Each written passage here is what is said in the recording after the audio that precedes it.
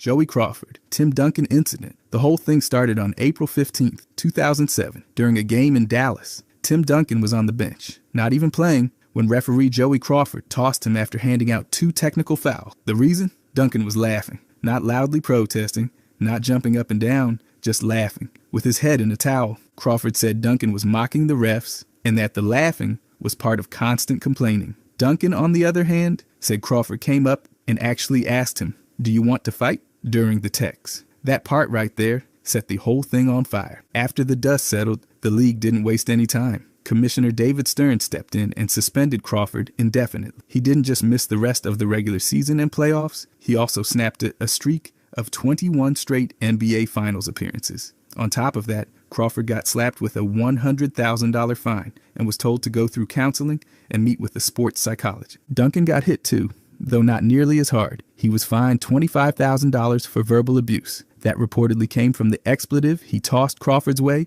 while heading to the locker room.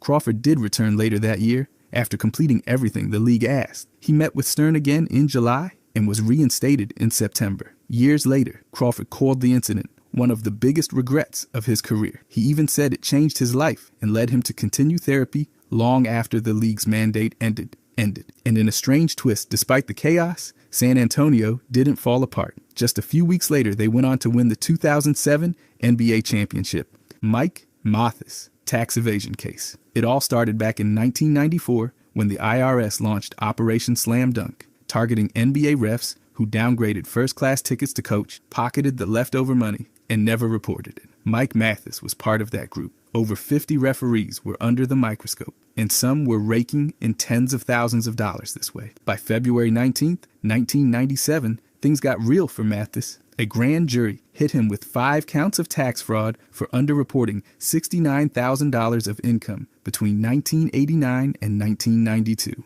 The scheme? He'd take the NBA-issued first-class ticket, swap it for coach, keep the extra cash, and sometimes use miles to still fly first class. That's some pretty wild gymnastics for a trip to a game. At first, Mathis denied it was intentional fraud. His lawyer argued tax rules weren't clear, and he genuinely misunderstood how the money should have been handled. But a year later, in February of 1998, Mathis changed course and pled guilty to 1 count of filing a false tax return. The rest of the charges got dropped. After pleading guilty, he resigned from the NBA. His sentence, 120 days of home confinement, 3 years of probation, 200 hours of community service, and a $2,000 fine. It wasn't nothing, but it could have been worse. Then, in January of 1999, Commissioner David Stern reinstated him. Mathis returned for just under 3 more seasons and wrapped up his career on December 16, 2001. He got a standing ovation that night in Seattle, closing the book on a wild chapter in NBA referee history with a little unexpected applause. Tim Donaghy betting scandal. This scandal broke in July of 2007 when the FBI revealed it was investigating an NBA ref for betting on games. That ref turned out to be Tim Donaghy, who had been placing bets going all the way back to the 2003 season and kept at it through 2007. He wasn't just betting. He was giving gamblers inside info, including for games he officiated. Donaghy quit his job on July 9th, 2007, once the heat came in. Then, on August 15th, he pleaded guilty to conspiracy to commit wire fraud and conspiracy to transmit wagering info across state lines. He'd been giving coded messages to gamblers and getting paid based on how accurate his tips were. The payoff started at $2,000 per correct pick and eventually climbed to $5,000. Depending on who you ask, he made anywhere from $30,000 to $300,000. He admitted to giving inside info for at least 2 games during the 2007 season. For that, he was sentenced in July of 2008 to 15 months in federal prison and 3 years of supervised release. He served 11 months in a low-security Florida facility, with the rest in a halfway house. There was also a fine of $500,000, plus $30,000 in restitution. The NBA demanded even more, over $1,400,000 for lost salary and internal investigation costs. The league overhauled its defense around referee conduct. Gambling policies were tightened, game assignments got more secure, and refs went through background checks and training. Even though Donaghy later made wild accusations about rigged playoff games, federal investigators found nothing credible. Most of his claims were dismissed, but the damage to the league's rep stuck. By the way, if you guys want to subscribe, I'm going to be posting every day. Thanks. Anyways, Dennis Rodman headbutts referee. On March 16, 1996, during a Bulls matchup against the Nets in New Jersey, Dennis Rodman got tossed in the first quarter after picking up 2 technical fouls, but instead of heading to the locker room like a regular human being, he chose a different route. Rodman walked up to referee Ted Bernhardt and delivered a clear headbutt. Then, as if that wasn't enough, he flipped over a water cooler, ripped off his jersey, and stormed off the court like the arena was his personal stage. The NBA wasted 0 time. They suspended him for 6 games without pay and fined him $20,000. According to NBA Vice President Rod Thorne, the punishment wasn't just for the headbutt itself, but for the entire meltdown. That included every dramatic step between the techs and the tunnel. Media coverage didn't go easy on him either. One outlet described him as looking more like the third stooge than a professional athlete. The whole scene was treated as both disturbing and bizarre, even by Rodman's standard. This was no isolated slip-up. The moment added to his growing list of on-court eruptions that earned him a reputation as one of the league's most unpredictable personalities. Basketball historians still mention this as one of the peak examples of Rodman's emotional volatility. He already had a reputation for being wild, but this sealed it. You don't headbutt a ref and walk away quietly. It became one of those moments that stuck with fans and commentators alike. And despite the circus-like energy, it had real consequences. The Bulls had to keep it together without him for 6 straight games. And the incident kept Rodman's name in headlines for all the wrong reasons. Just another infamous chapter in his chaotic NBA timeline. Jake O'Donnell, Clyde Drexler incident. On May 9th, 1995, in Game 1 of the Western Conference semifinals between Houston and Phoenix, things got tense before the opening tip. At the captain's meeting, referee Jake O'Donnell refused to shake Clyde Drexler's hand. He later claimed he hadn't done so since the 1993 season.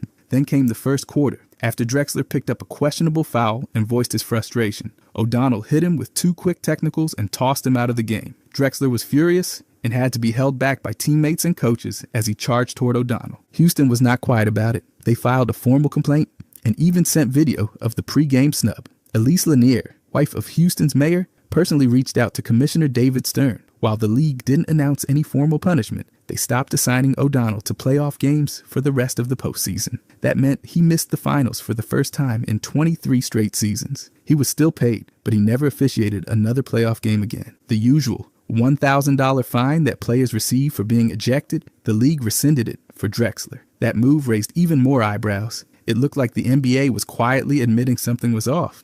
O'Donnell officially retired in December of that year. He insisted he wasn't suspended and that it was his choice to walk away. Still, he admitted to being confused about why he wasn't called back, even though they paid him anyway. He denied having any personal beef with Drexler and said he just didn't take anything from anybody. That ejection ended a career with 2,134 regular season games, 279 playoff games, and 39 NBA Finals appearances. 1951 college basketball point shaving scandal. While most attention goes to the players, this one also dragged an NBA referee straight into the mess. Saul Levy, an active league ref, was caught arranging outcomes in 6 NBA games back in 1950. That included matchups involving teams like the Knicks and Celtics. He didn't just get swept up by accident. He was a key figure in the betting network. His involvement led to changes in the Wilson-Morit Act, so referees could be explicitly prosecuted for this kind of scheme. The broader scandal hit between 1947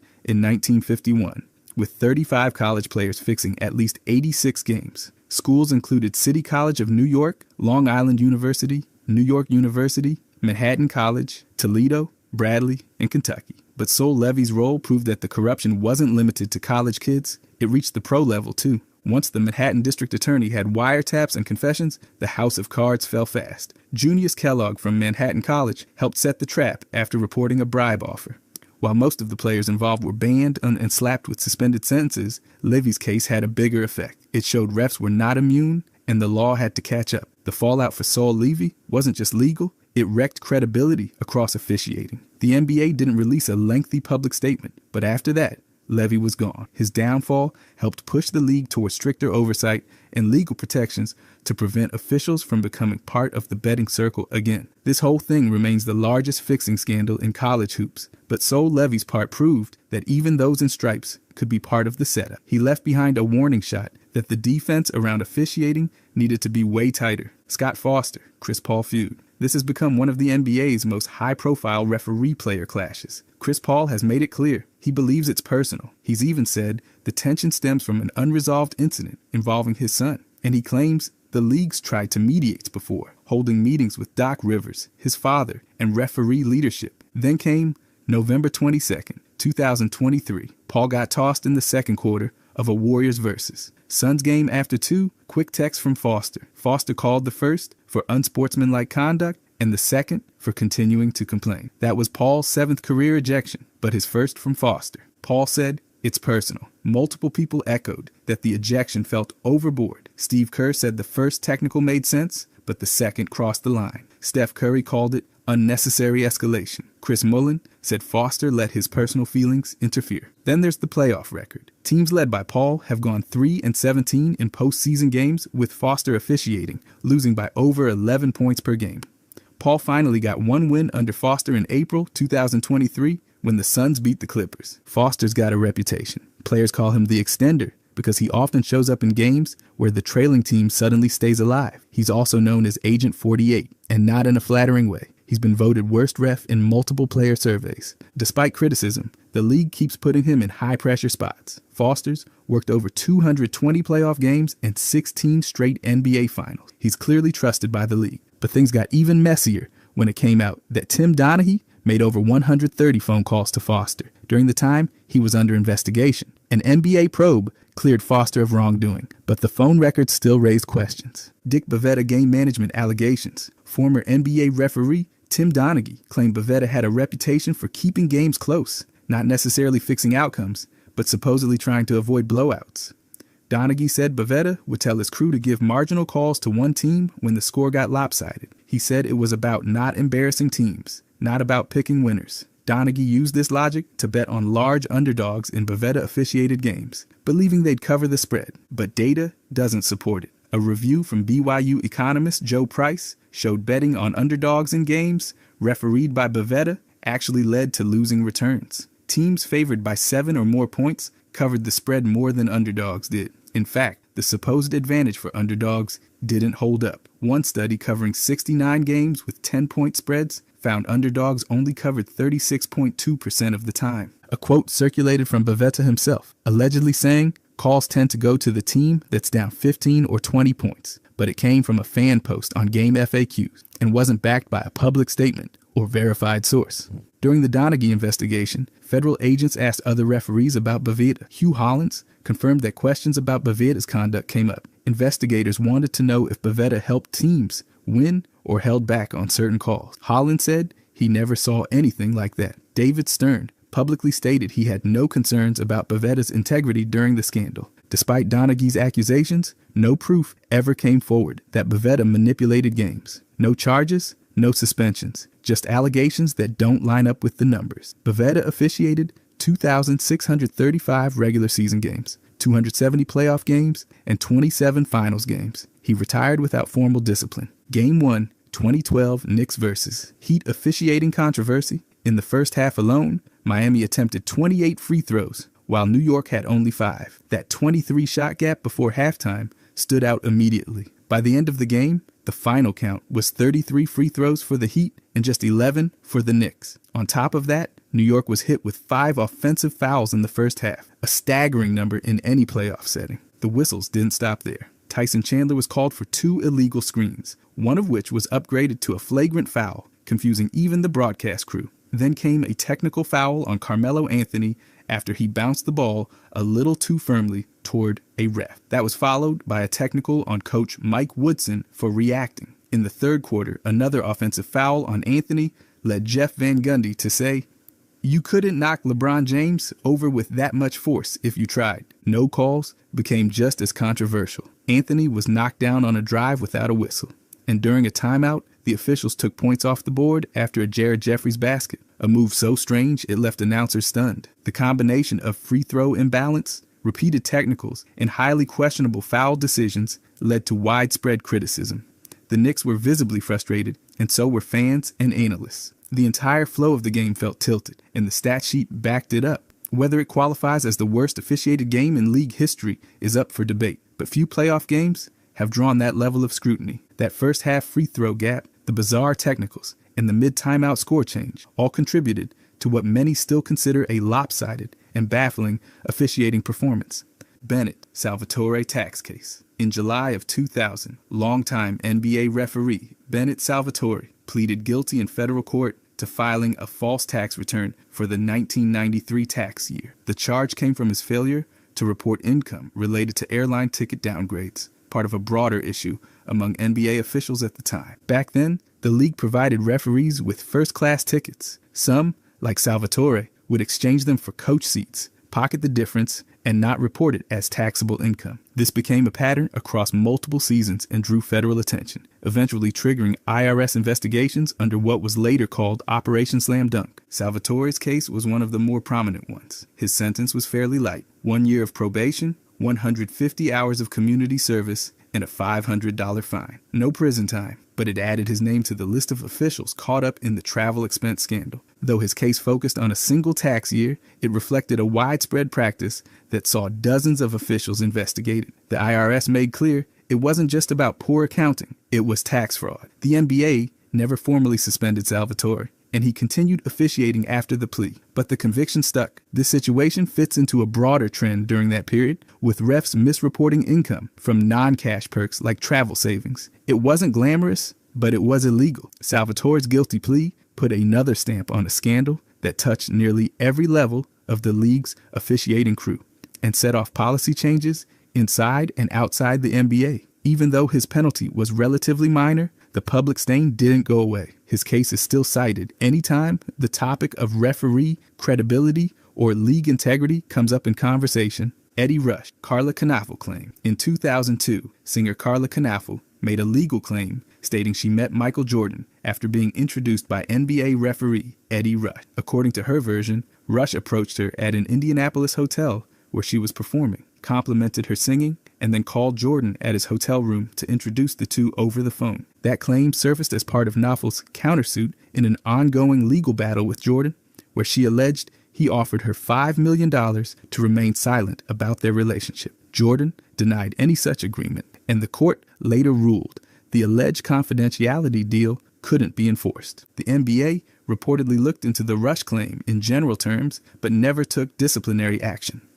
The league reiterated its stance that referees shouldn't fraternize with players, but stopped short of confirming anything Knafel alleged. No official finding ever substantiated her version of events involving Rush. As for Rush, there's no public record of comments or statements addressing the accusation. His career continued without interruption, and no punishment was ever linked to the claim. To this day, the story remains unconfirmed and unverified, one part of a broader legal mess that played out in the media but never gained traction in court. Jeff Van Gundy, Yao Ming referee controversy. During the 2005 NBA playoffs, Rockets coach Jeff Van Gundy publicly claimed referees were targeting Yao Ming with foul calls. He said an inactive league official told him that Yao was being watched more closely because of complaints made by Mavericks owner Mark Cuban. Van Gundy said they were looking at Yao harder because of Mark's complaint. The NBA responded quickly. Commissioner David Stern hit Van Gundy with a $100,000 fine, the largest ever given to a coach at that time. The league also made clear it considered the accusation serious and warned against undermining officiating integrity. Van Gundy later walked back the specifics. He clarified that the source wasn't a working referee, but a league official. He also apologized and admitted he had been vague to protect that individual's identity. After the apology, the league considered the matter closed and didn't escalate discipline further. The National Basketball Referees Association didn't let it slide. They criticized Van Gundy's comments and demanded his firing, saying the accusation damaged the credibility of all officials. They said the remarks were reckless and undermined confidence in officiating across the league. Later, former referee Tim Donaghy added fuel to the fire. He claimed a supervisor did tell Van Gundy that Yao was being targeted more closely, backing the core of Van Gundy's allegation. But Donaghy's comments came as part of his broader, highly controversial claims about officiating and betting, which the league had already investigated separately. In the end, the league levied the fine. Van Gundy clarified, and no additional action followed. But the moment stayed on the record, another entry in the long and complicated saga of NBA coaches publicly questioning referee motives. Rodney Mott's suspension. On January 12, 2007, after a game between the Portland Trail Blazers and the Miami Heat, NBA referee Rodney Mott made an obscene gesture toward a fan and used inappropriate language. At the time, Mott was in his 9th season as an NBA official. The gesture and language were serious enough that the league handed him a 3-game suspension without pay. There was no official fine announced, and the NBA didn't release a detailed public explanation. But the decision made clear the league viewed the behavior as a violation of its professional standards. No appeal was filed, and Mott served the suspension. Years later, some analysts revisited the case and argued that Mott might have been used as a scapegoat. The theory was that his suspension helped the league deflect from bigger officiating criticisms happening at the time. Still, that didn't lead to any reversal or reduction in the penalty. The suspension stood. Despite the incident, Mott continued his career without major interruption. He returned to officiate regularly and was later selected to work the 2013 NBA All-Star Game, a clear sign of confidence in his performance after the suspension. The league never readdressed the gesture publicly, and Mott didn't issue any formal public statement about it. But within the NBA community, the suspension remained one of the few times a referee faced direct discipline for in-game fan interaction. Mott's career continued for years beyond the event, and while the moment stands out as a rare disciplinary action against an official, it didn't mark the end of his time in the league. It simply became a notable footnote in a longer officiating resume. 2006 NBA Finals officiating controversy. Game 5 between the Dallas Mavericks and Miami Heat became the centerpiece of debate when D. Wade was awarded free throws with just under 2 seconds left in overtime. That foul call led to the game-winning points and gave Miami a 3-2 series lead. By the end, Miami had 39 free throw attempts compared to Dallas's 25, but in Game 5 alone, Wade had more free throw attempts than the entire Mavericks team. Mark Cuban, Dallas's owner, publicly criticized the officiating. While he didn't use the word rigged directly, reports said he implied the league wanted a certain outcome. The NBA fined him $250,000 for his post-game conduct and comment. That became one of the largest fines ever handed out to an owner at the time. Tim Donaghy later entered the picture. After pleading guilty in a separate betting scandal, he claimed the Mavericks were screwed out of a championship in 2006. He said league officials influenced refs to help create dramatic series outcomes. He named the 2006 finals as a series allegedly affected by that mindset. The public, especially online, echoed those frustrations. Fans pointed out how many whistles favored Miami, and the foul on Wade near the end of Game 5 kept fueling suspicion. The idea that officiating tilted the series never went away. But despite the noise, no official investigation proved misconduct. The NBA never admitted wrongdoing or announced internal findings. The calls remained controversial, but the championship stood. Wade's performances were praised, the Heat were crowned, and the Mavericks had to wait 5 more years for a title. The officiating remains one of the most debated elements of that finals, fueled by close calls, emotional reactions, and lingering doubt from both fans and insiders. Courtney Kirkland, Shaun Livingston altercation. On December 3rd, 2017, during a game between the Warriors and the Heat, Golden State's Shaun Livingston got frustrated after a no call on a short jumper. He approached referee Courtney Kirkland, got in his face, and the two made contact, brushing foreheads on the baseline.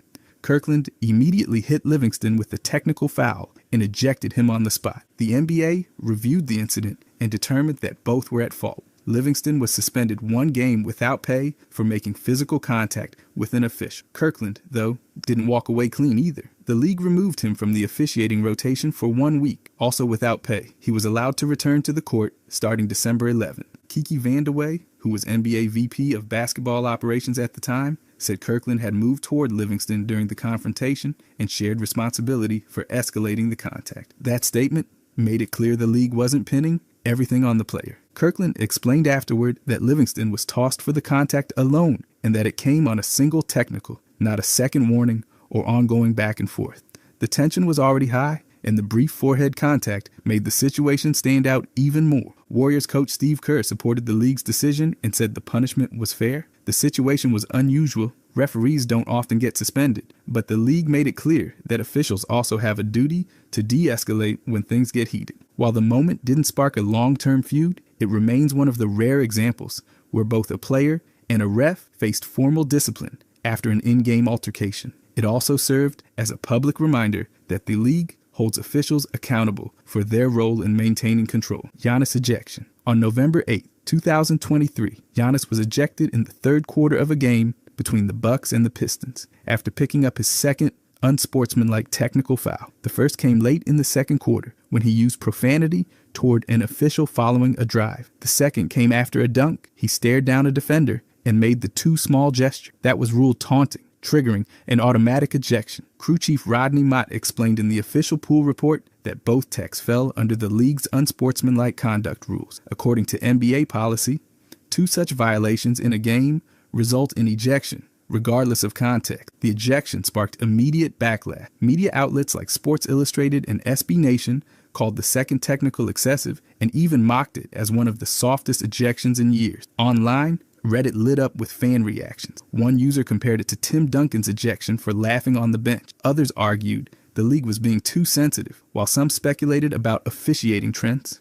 Though those are opinions, not grounded in evidence. From a rule standpoint, the decision followed protocol. Still, the tone and severity of the second technical, especially in a routine celebration moment, turned it into a lightning rod for criticism. Many felt that the call ignored the emotion of the game and punished normal competitive energy. This incident didn't result in a fine or additional penalty for Giannis, and the league didn't walk the call back. But the debate over how far officials should go with taunting calls continues. The Giannis ejection became another example of where the rulebook and the spirit of the game clashed on a national stage. Earl Strom's Seattle incident. During the 1974-75 NBA season, after a game in Seattle, referee Earl Yogi Strom got involved in an unusual post-game altercation. While standing at the scorer's table, a woman approached him, likely looking to talk or get an autograph. Strom pushed her away, reportedly to create space. In response, Seattle Supersonics guard Fred Brown shoved Strom back into the crowd. Things didn't escalate further, thanks to coach Bill Russell and fellow referee Hugh Evans, who quickly stepped in to separate the two. The moment was chaotic, but short-lived. Initially, the league wasn't light-handed. Then Commissioner J. Walter Kennedy intended to suspend Strom for 6 games. That penalty was later reduced to a $600 fine instead. Strom didn't accept the fine quietly. He appealed through the referees union, claiming he acted in self-defense. The union didn't press the appeal, but a year later, under new Commissioner Larry O'Brien, the fine was rescinded entirely, and Strom was reimbursed. No suspension was ever enforced, and Strom remained active as an official. The incident didn't lead to any known penalties for Fred Brown either. It became a rare instance of a player shoving a referee with no long-term consequences for either side. The league never released footage, and details of the event rely mostly on historical reporting and biographies. Still, the incident is often referenced as one of the stranger off-court referee altercations in NBA history, one where the punishment shifted, the appeal faded, and the check eventually came back. Bill Kennedy, Doc Rivers' ejection. On March 17, 2009, during a game between the Celtics and the Bulls, Coach Doc Rivers was ejected in the final 30 seconds after receiving a second technical foul. The Celtics were down 5 points with under 30 seconds to go when the ejection occurred, just after a timeout was called. Rivers told reporters afterward that referee Bill Kennedy stared him down and goaded him into reacting. He said, "He stood there and goaded me. He stared at me until I turned around. That's when I got thrown out of the game." The NBA fined Rivers $25,000 for publicly criticizing officiating, which is standard league practice. But the league also quietly fined Kennedy an undisclosed amount for how he handled the situation. The fine was tied specifically to how Kennedy engaged with Rivers during the timeout and how the escalation was managed. That didn't sit well with the referees union. Their spokesperson, Lamel McMorris, said Kennedy followed league protocol and removed himself from the confrontation as trained. He argued that punishing Kennedy could make it harder for referees to enforce rules confidently. The union also pointed to Rivers' own conduct, suggesting the coach had a pattern of unprofessional behavior toward officials. The league did not reverse either fine